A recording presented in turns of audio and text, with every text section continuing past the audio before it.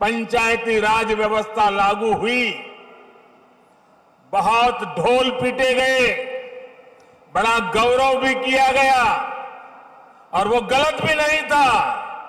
लेकिन एक बात हम भूल गए, भाषण तो कह करते थे हम कि भारत में पंचायती राज व्यवस्था लागू की गई है, लेकिन देशवासियों को पता होना चाहिए कि ये इतनी अच्छी व्यवस्था होने के बावजूद भी मेरे जम्मू कश्मीर के लोग उससे वंचित थे, यहां नहीं था।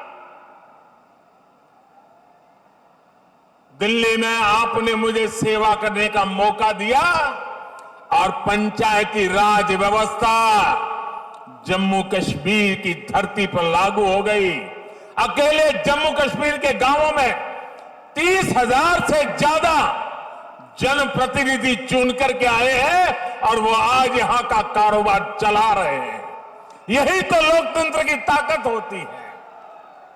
पहली बार त्रिस्तरीय पंचायती राज व्यवस्था, ग्राम पंचायत, पंचायत समिति और डीडीसी के चुनाव यहां शांतिपूर्ण तरीके से संपन्न हुए और गांव के लोग गांव का भविष्य तय कर रहे हैं। साथियों, बात डेमोक्रेसी की हो या संकल्प डेवलपमेंट का हो, आज जम्मू कश्मीर पूरे देश के लिए एक नया उदाहरण प्रस्तुत कर रहा है।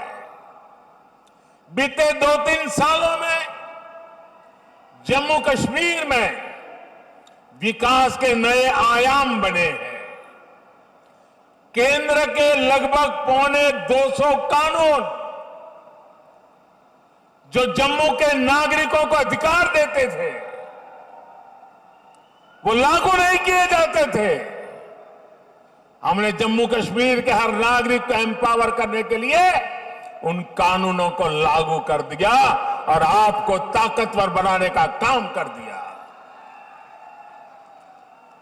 जिनका सबसे अधिक लाभ यहां की बहनों को हुआ, यहां की बेटियों को हुआ, यहां के गरीब को, यहां के दलित को, यहां के पीड़ित को, यहां के वंचित को हुआ है।